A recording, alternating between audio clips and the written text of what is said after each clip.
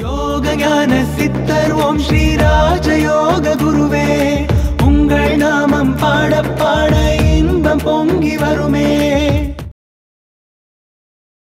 நமக்குள்ளே இருக்கக்கூடிய சக்தி அப்படின்னு சொன்னால் இறைவனால் அளிக்கப்பட்ட சக்தி தான் நான் யோக சக்தின்றேன். இதை தான் ஆத்மா சக்தி அப்படின்றோம், குண்டலினி சக்தின்னு சொல்கிறாங்க.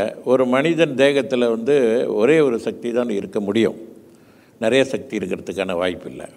ஆனால் அதே நேரத்தில் இந்த சக்தி குருவை சார்ந்து தான் இருக்குது.